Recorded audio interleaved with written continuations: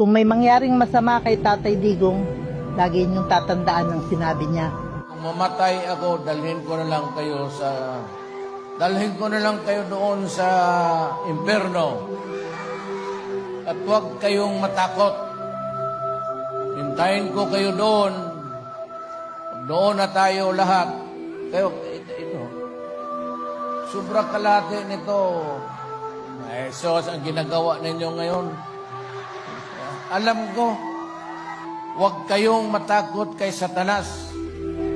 Kasi pagdating ninyo, pakitaan ko kayo ng eksibisyon.